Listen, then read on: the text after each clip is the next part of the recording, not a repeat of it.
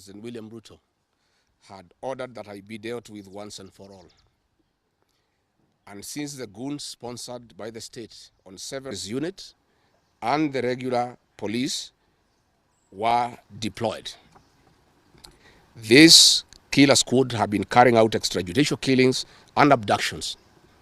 Yesterday, they were mobilized and cordoned off and blocked all exits from Gatanga constituency.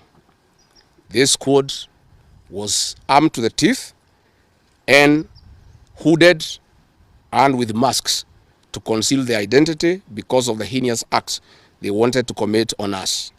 This is despite that there are existing guidelines from the High Court that officers should be in uniform and not conceal their identity.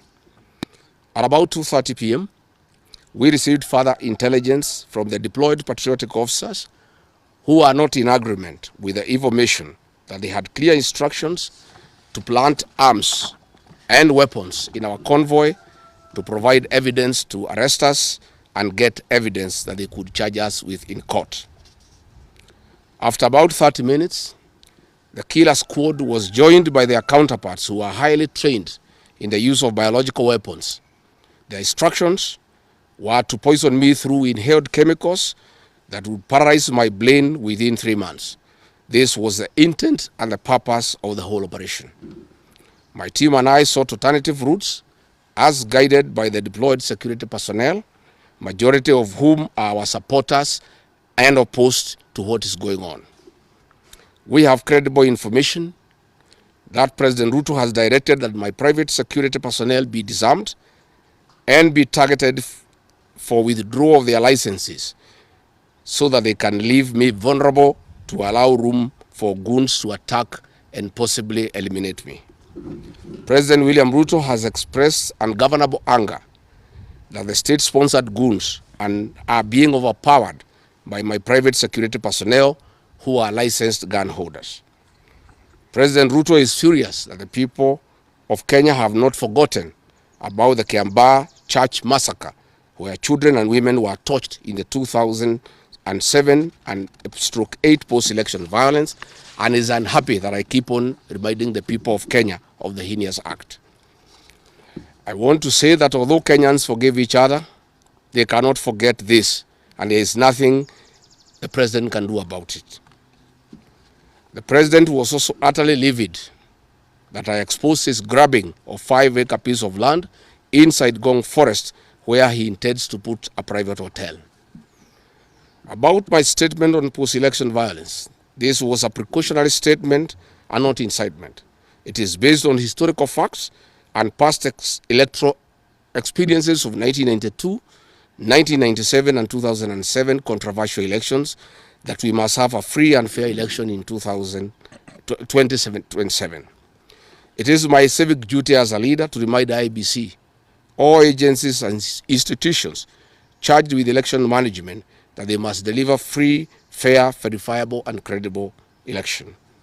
I have heard the CS Interior and other pretenders to the throne claim that they will not allow political violence.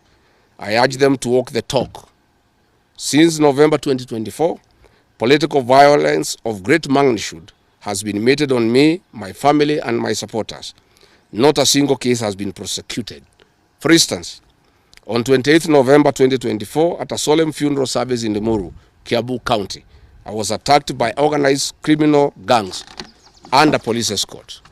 On 28th December 2024 in Shamata, Nyandarua, an inspector of police flanked by criminal gangs threw tear gas canisters at me. On 23rd March 2025 at ACK St. Peter's Cathedral in Nyeri, my convoy was attacked at a church compound by a known criminal gang and a police escort. On 29th March 2025 in Naivasha town, we were attacked by the police. On 6th April 2025 at a church service in Mwik, PCA, hooded goons attacked us inside the church. We dismiss with contempt the loose talk by CS Interior that during the DCP party unveiling, where goons dared to cause chaos were fighting for handouts from us. These were state-sponsored, but fortunately, they were overpowered by security personnel and supporters. The CS has given instructions that instead of arresting the said goons, they disarm my security personnel to give goons free access to me and my supporters in future occasions. Let it be known that our party, DCP, has organic support, and we do not pay supporters to attend our meetings the way the government is doing to people to attend their meetings. Finally, let me assure the planners of this violence that you will not stop the cause of the people of Kenya. The one-term movement and the DCP party popularity will not be stopped and will not be slowed down. The cause to liberate Kenya is not about Gachagua. All the leaders with me. Wasting time and resources to stop me is a zero-sum game.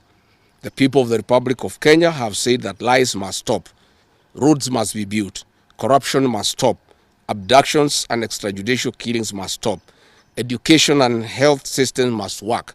They are some of the things that are making the people of Kenya restless. We are putting our supporters on high alert that they have the right to express their frustrations if injustice is meted on us.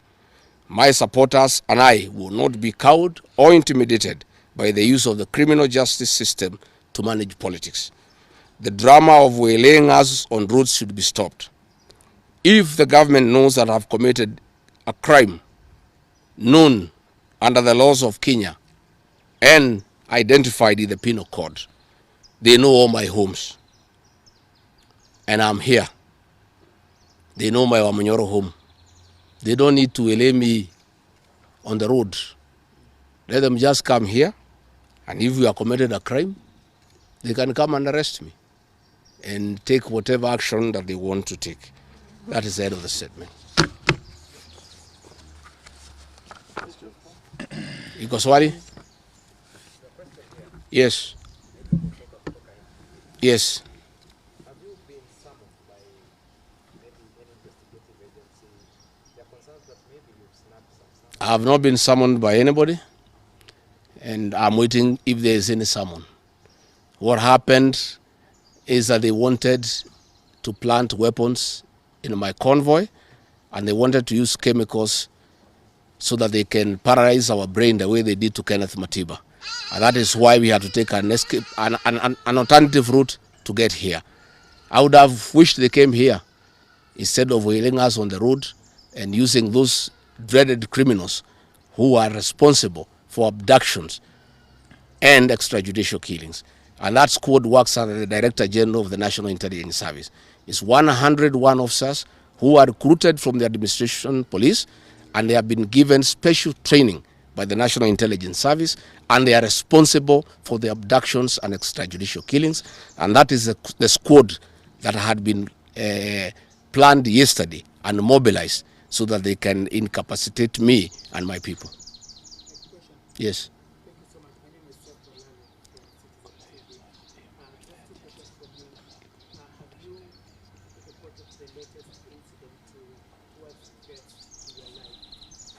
Report to who? These are the same people who want to kill me. How do you report to the people who are planning to poison your mind so that the brain can be paralyzed and then you become a vegetable?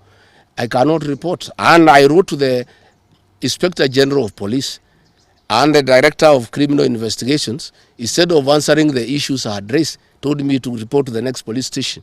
Yet all these things have happened under the cover of the police.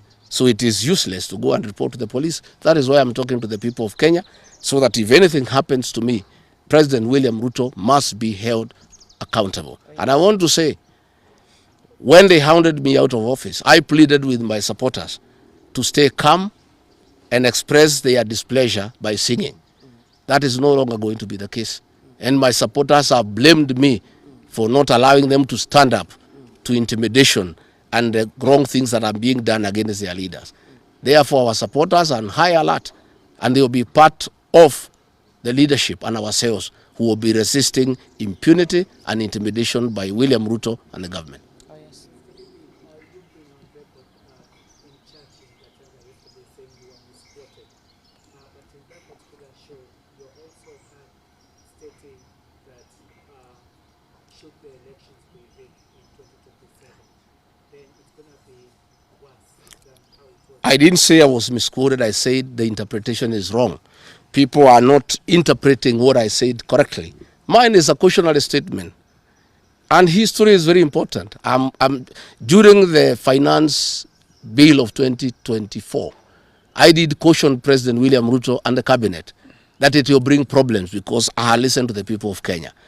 When a member of parliament from Rift Valley says that even if the votes are not enough, they will know how to manufacture them. When another leader from Rift Valley say they can rule for 24 years. These are the things that have put the people of Kenya on notice, and people are speaking. And as a responsible leader, I must caution IBC that the people of Kenya are saying, please don't try. And we are saying we must draw parallels from history. And all I was saying is that that has happened before in 2007, and it is possible it can happen now. And I was asking IBC to be patriotic enough to make sure they don't put the country into a crisis. That is all I did. I did not ask anybody to cause violence. I did not say people will fight each other. I just said, let's be careful. This has happened before, and it was bad. And from the way people are speaking, it could be worse. That is all I said. Yes, Waweru. On allegations of him, could you or any members of your security detail be armed beyond what security officers would term to as normal? No, I am a licensed firearm holder. I've been licensed as a firearm holder from 1995. Officers who helped me are licensed firearm holders within the provisions of the law. We don't carry any illegal weapons. In this country, civilians are allowed to have firearms. And since the government withdrew security around me, and there has been so many attacks against me, it was my responsibility to put up a team of civilian firearm holders to escort me around. And there is nothing that is illegal, and there is nothing that is wrong. Tumesikizana? Asanteni sana.